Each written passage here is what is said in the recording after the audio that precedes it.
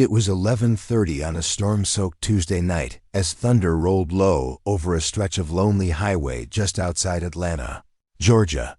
The rain hammered down hard on the windshield of a rumbling red Freightliner Cascadia, headlights slicing through the fog like twin blades. Inside the cab, Nia Carter, a 39-year-old long-haul trucker, kept her eyes steady on the slick blacktop. For the past 12 hours, she'd been guiding her truck down Interstate 20 with unwavering focus, hauling a multi-million-dollar shipment of smart electronics from Dallas to a logistics hub just outside Augusta. Tucked beneath her driver's seat was a worn leather satchel with three things: a picture of her 9-year-old son Jalen, a tattered notebook filled with meditation quotes from her sensei, and an old black belt that once represented a turning point in her life. The same black belt now hung proudly from the rearview mirror, swaying like a silent sentinel with every bump in the road. Nia wasn't just known in trucker circles as a dependable hauler, she was legendary. Not because she could fix her own brakes or back into a loading dock with an inch to spare, but because she carried herself with a quiet strength that made people pay attention. Tall and broad-shouldered, with cocoa brown skin and tightly coiled braids that peeked from beneath her trucker cap, she walked like someone who had weathered more than just rough roads. Folks at truck stops from Birmingham to Baton Rouge knew Nia, though few knew her story. At 17, tired of being shoved around by bullies at school and ignored by teachers who couldn't pronounce her name right, she joined a Shotokan karate class in the basement of a community center on Auburn Avenue. Her instructor, Mr. Kenji Matsuda, second-generation Japanese-American who had taught 3 generations of fighters, saw a spark in her that first day. "You fight not because you hate, but because you must protect," he said. Nia never forgot those words. Tonight, though, she was tired, bone-tired. Her eyes burned from caffeine, and her arms ached from steering through storm winds that slapped her rig like a playground bully. But she kept going, driven by a promise she'd made to her son. "I'll be home before Friday. We'll cook breakfast together, just you and me." That promise kept her alert, until the moment she spotted shadows ahead, 3 figures stepping from the woods, dragging tree branches and tossing them across the road like barricades. Her instincts kicked in faster than her brakes. This wasn't debris. This was a trap. Nia slowed, keeping her truck crawling forward, her heart thudding like a war drum. After 2 decades behind the wheel, she knew the signs of an ambush. Remote stretch? Check. No cell signal?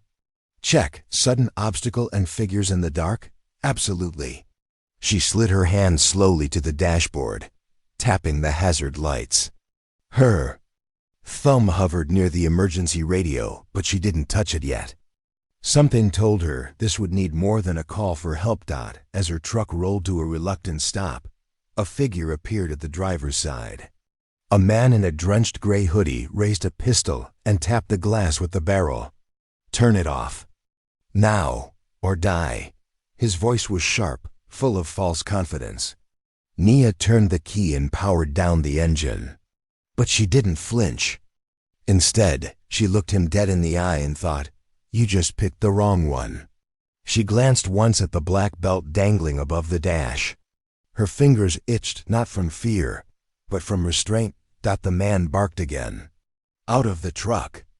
Now, from the other side of the rig, 2 more men moved through the rain, one tall and brawny, the other younger, barely a man, trying hard to look dangerous with a nervous grip on a pistol too big for his hands.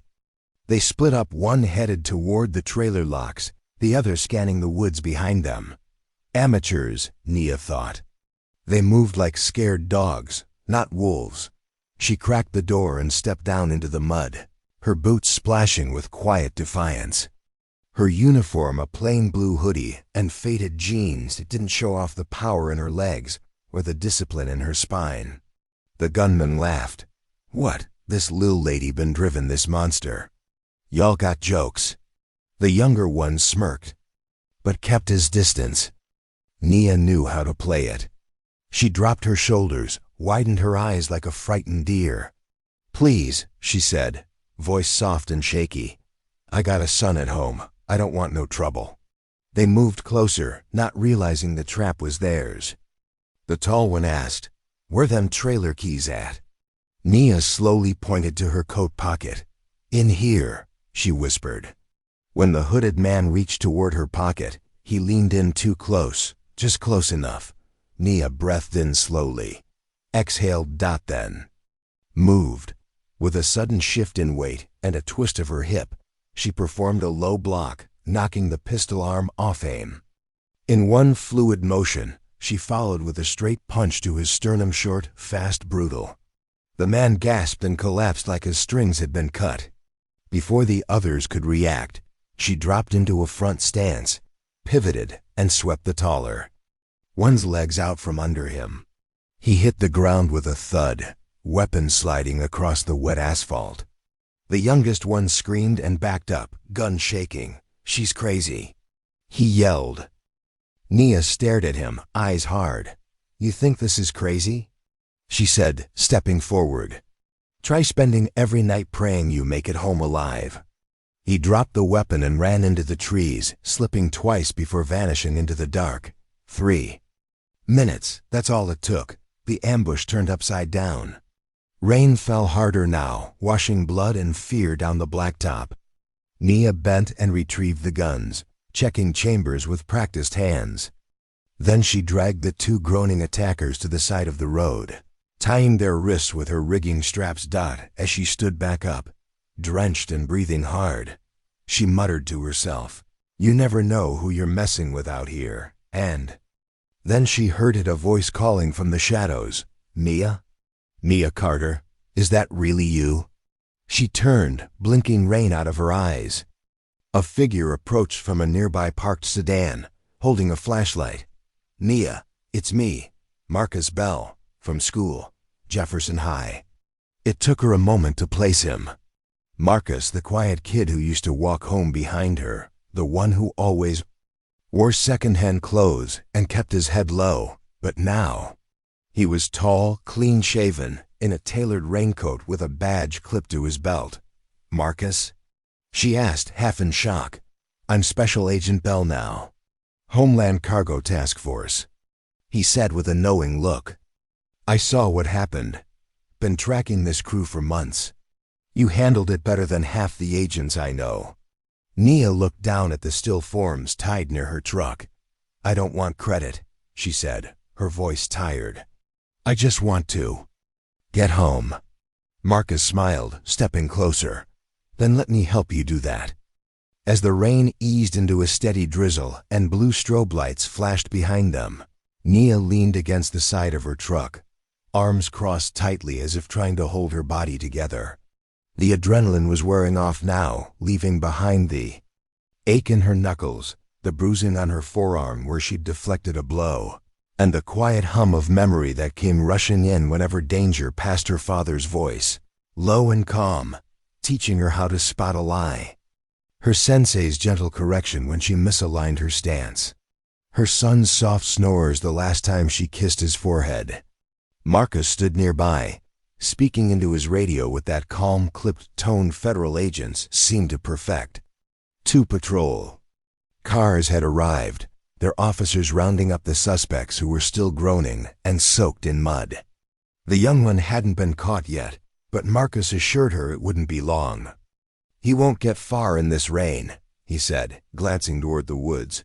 "We'll find him." Nia didn't reply. Her mind was already somewhere else, on the cargo, on her logbook, on the timing of everything. The ambush had been too precise. Not random. No thief stumbles onto an $800,000 shipment at midnight on a remote stretch of I-20 without inside knowledge. She'd hauled more than 100 routes in her career, and this was the 3rd time in 6 months someone had tried to hit her in near-identical circumstances. Same setup, same method, different crew. That wasn't coincidence. That was orchestration. Nia glanced at Marcus, who had just ended a call and was now approaching with a furrowed brow. "We've had reports of this crew targeting high-value shipments for months. But they're nobody's low-level criminals with records, no real connections. They're not the ones choosing the trucks. Someone is feeding them the targets. Nia nodded slowly, her voice low.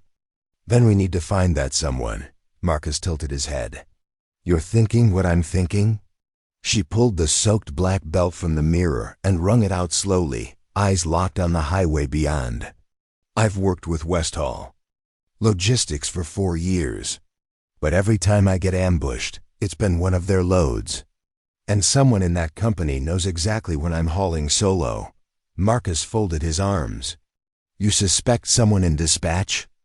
Nia shook her head. Not just dispatch. I think someone higher up. Someone with access to shipment manifests, security details, and driver rotation. Marcus looked impressed. You always this sharp? She gave a humorless chuckle. You have to be when you've been a black woman in logistics for 20 years. He nodded, sobering. Then I say we partner up. Officially, let me open an internal investigation. You keep hauling like nothing happened. If there's a leak, we'll smoke them out. Nia hesitated. And if they try again? Marcus smiled. Faintly, well, they'll just be unlucky enough to meet you twice.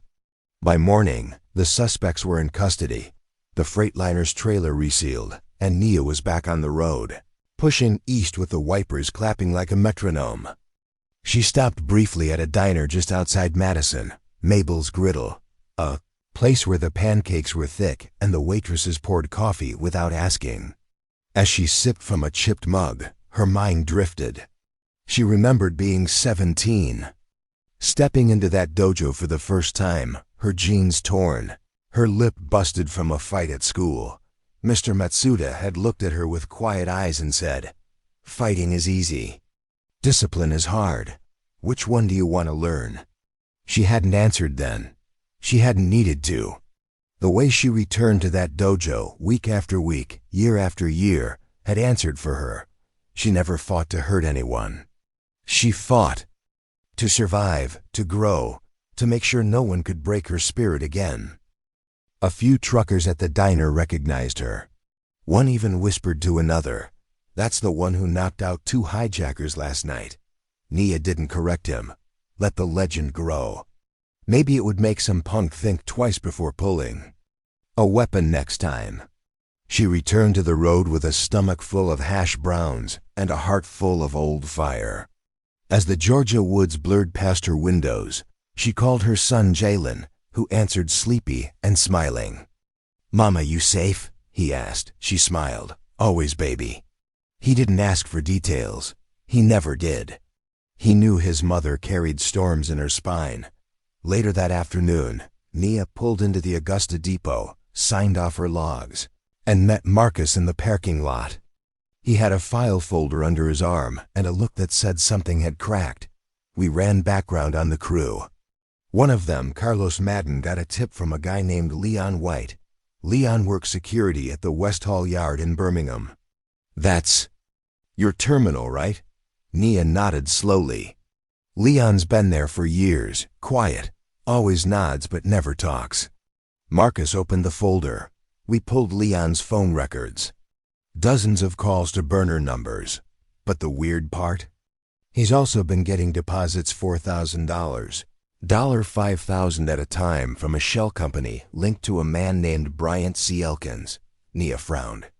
Elkins? That name sounds familiar. Marcus pulled out a photo. He's VP of Logistics for Westall. Nia's heart sank. She had shaken that man's hand. Attended his cookouts. He once gave Jalen a bicycle. "Looks like your inside leak is high up," Marcus said. "You still in for this?" Nia stood still for a moment. Rain from the morning, now drying in the heat of betrayal. "Oh, I'm in," she said, fire rising in her voice. "But if we're going after Elkins, we do it my way." Marcus agreed, and that night, a new plan was born. Nia would haul one last decoy load, a fake shipment of luxury electronics routed through the Birmingham terminal, timed to look like an ordinary haul. Meanwhile, Marcus and his team would shadow her from unmarked vehicles, ready to pounce. But Nia had her own plan too. She called in help from old friends, Ava Jones, a former Navy logistics officer turned dispatcher, and Trey Howard, a retired trucker with eyes in every rest stop and lot from Florida to Tennessee. They worked the CB radios, the back channels, the whisper network of truckers who knew where the dirt was buried. Within days, they had a full map of Elkin's scheme, how he picked solo drivers, how Leon leaked the manifests, how the robbers split the profits, and most damningly, how Westall's insurance fraud division was quietly approving inflated claims after every theft. Nia sat alone one night at a truck stop in Montgomery, staring at the map they'd printed out and pinned, with red dots like some Hollywood crime drama. The weight of it all hit her like a load shift on a downhill grade. She wasn't just protecting herself anymore. She was protecting every driver like her, black, female, overlooked, underestimated. Every woman who'd been told she was too soft to drive a rig or too weak to stand her ground. She wasn't just a trucker now, she was a warrior. And her battlefield was asphalt. When you're ready, I'll move on to part 3, where the sting operation unfolds and Nia faces off with Elkins, bringing the tension to a boiling point. The skies. Above Alabama were the color of steel, a thick storm rolling in from the west as Nia Carter pulled her rig into the West Hall, Birmingham terminal under the guise of a normal drop. The lot buzzed with forklifts and flatbeds, drivers shouting instructions, mechanics dragging hoses across oil-stained concrete. It looked like business as usual, but Nia knew better. Inside this fortress of logistics, secrets were buried, some hidden beneath files, others whispered between payoffs and burner phones. She rolled down her window, nodded at the gate guard, and backed her trailer into Dock 3 as scheduled. The decoy manifest inside listed her cargo as assorted tablets and consumer electronics worth nearly $1 million. But in truth, the boxes were filled with sandbags and scrap. She stepped down from the cab, steel-toed boots hitting the ground with the weight of purpose, and caught sight of Leon White standing near the break room, pretending to smoke. Their eyes met. For a split second he hesitated. Then he turned away. That was all the confirmation she needed. Elkin's plan was already in motion. In an unmarked black SUV parked across the street, Marcus watched through binoculars as Nia entered the dispatch building. His team was staged at strategic points, the neighboring gas station, the top floor of the warehouse, even inside the driver's lounge, thanks to Trey, who wore a reflective vest and played the role of a tired freight hauler perfectly. Ava, positioned at the comms truck half a mile away, patched into the terminal security feed through a backdoor server vulnerability. Every camera angle, every movement, streamed to their laptops. "We'll live across all sectors," she said into her headset. Elkins just entered the building. "Ground floor east. Leon's on the move." "Repeat, Leon's heading toward Dock 3. Marcus keyed his mic. "Eyes on Nia. Everyone hold position. Wait for confirmation." Inside the terminal, Nia walked with steady steps toward the break room, her heart pounding behind calm eyes.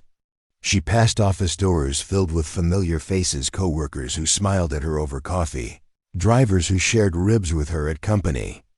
Picnics. It was strange, walking among them while carrying the weight of betrayal. The West Hall she thought she knew was a lie built on shadows.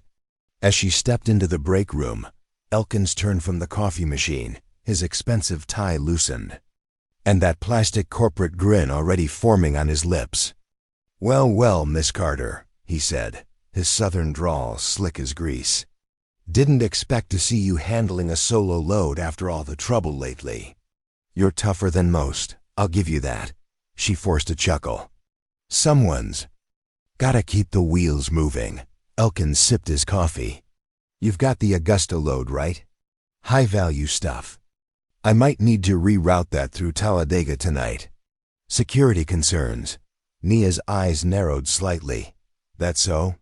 At that moment, Leon entered through the side door, holding a clipboard and trying to look inconspicuous. Ava's voice crackled in Marcus's earpiece. Leon just accessed the yard's manifest console. He's copying the trailer info. Marcus nodded to his team. Stand by. Confirm when he texts the location. Back in the break room, Elkins gave Nia a condescending smile. Don't worry, we'll have a follow vehicle on you. You're in good hands. Like the last 3 times? She said flatly. Elkins blinked. Come again? I said, she stepped forward. You're lying through your teeth, Bryant. The smile dropped. Excuse me? You've been selling us out. Solo drivers, high-value hauls, easy pickings for your street crews. You and Leon play puppet masters, pocketing insurance kickbacks and laundering the cash through fake shell firms. Elkins's face hardened, and he took a step closer. That's a serious accusation. And I've got serious proof, she said, tapping her chest.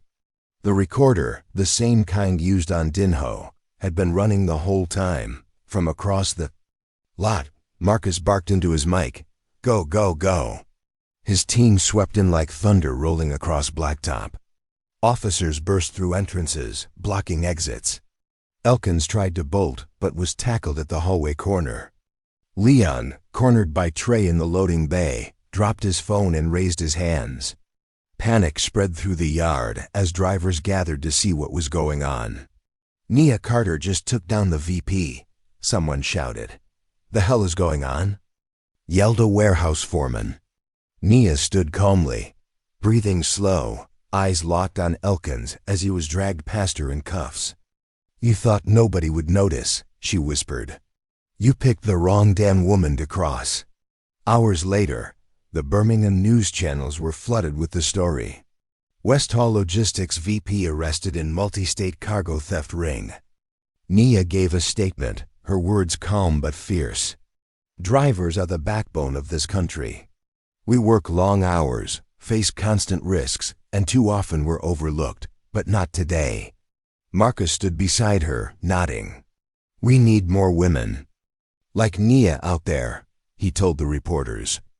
More people who don't back down. In the weeks that followed, the dominoes fell.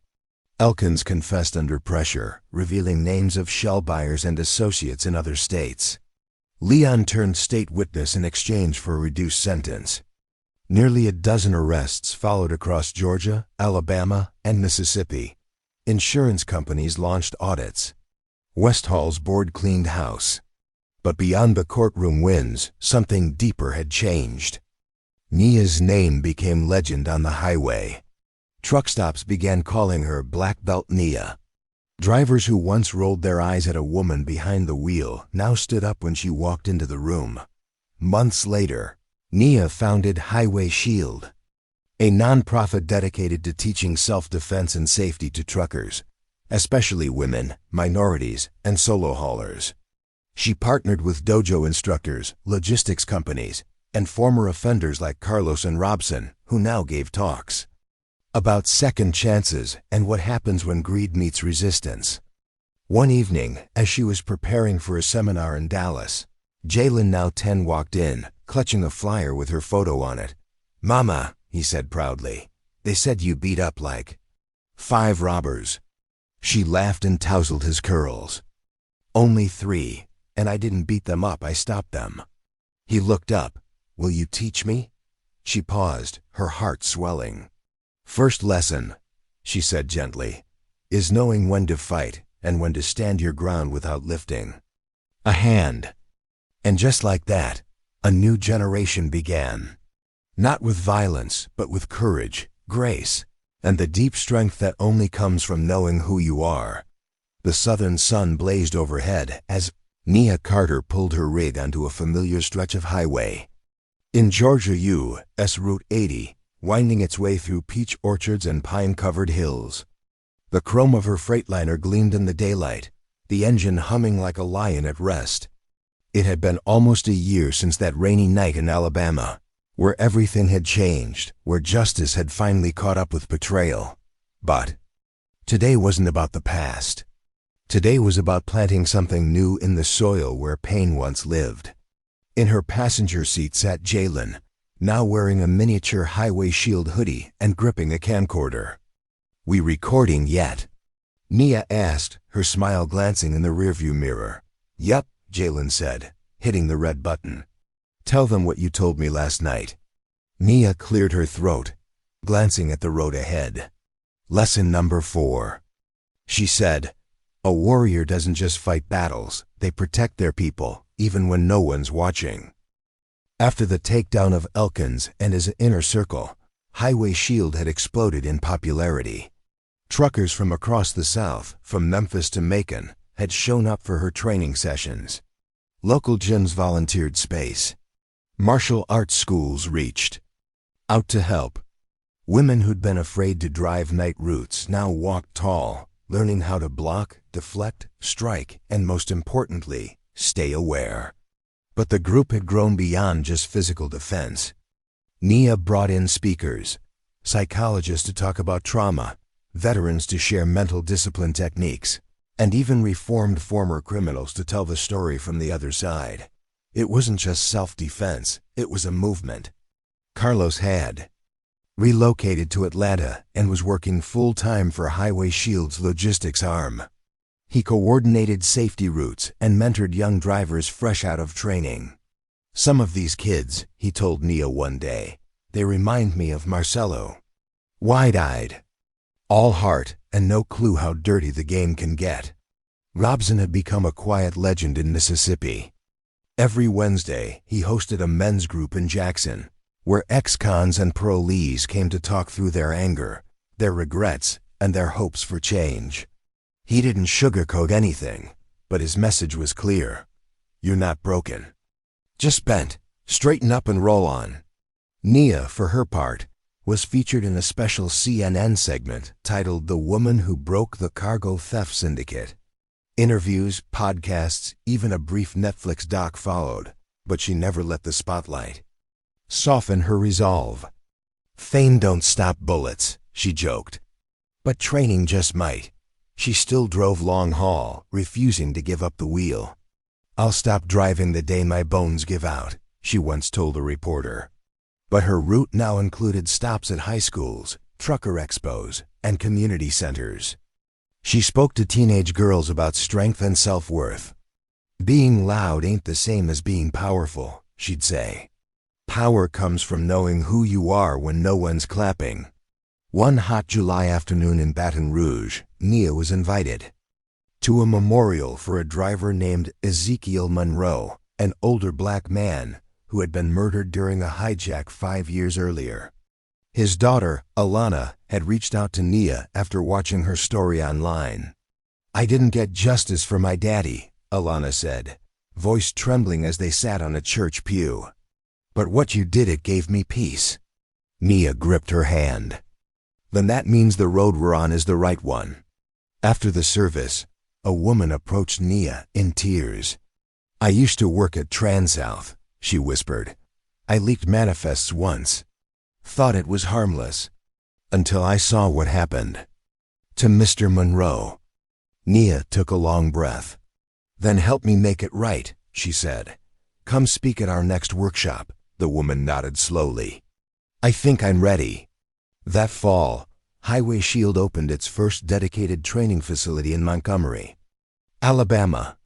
The building used to be a shuttered Kmart. Now it housed mats, lockers, classrooms, and even a mechanic's bay out back for truck maintenance lessons. On opening day, Nia stood beneath a banner that read, "Power, Purpose, Protection." Jalen held her hand tightly as a crowd of nearly 200 gathered. Drivers, families, students, even a few law enforcement officers. One officer, Deputy Angela Williams, approached Nia with a clipboard. "We've started getting fewer calls from that stretch of I-65, she said. "Whatever you're doing, it's working." Nia took the mic and surveyed the room. "I was 16 when I started learning karate. Just wanted to stop getting picked on, but it turned into something bigger. It taught me that strength ain't about fists, it's about choices. And today, I'm choosing to share that strength with every single one of you." Applause echoed through the gym. Jalen looked up at her like she was a superhero. She didn't feel like one, but maybe that was the point. Real heroes weren't made of capes and spotlights. They were forged in the quiet, in the struggle, in the long-haul nights where nobody clapped out late that night. After the celebration had ended and the facility was quiet, Nia stood alone in the main room. Her black belt hung framed on the far wall. Not because she'd retired it, but because it no longer represented just her. It was a beacon, a reminder, a legacy. She pressed her hand to the glass and whispered, "Daddy, I kept my promise. I made sure I'd never be helpless. And now, no one else has to be either." Outside, the sound of a diesel engine rolled by on the highway. Somewhere, another driver faced the night. But maybe, just maybe, they'd remember the name Nia Carter, the woman who turned a black belt into a shield and a stolen moment into a movement. Thank you for joining us on Nia Carter's incredible journey, a story of courage, resilience, and the power of choosing justice over fear. If her strength inspired you, don't forget to like, subscribe, and share this story with someone who needs to hear it. Drop a comment below telling us where you're watching from and what part of Nia's journey moved you the most. Remember, true strength comes from lifting each other up, and every one of us has the power to change the road ahead. Stay safe out there, and we'll see you in the next story.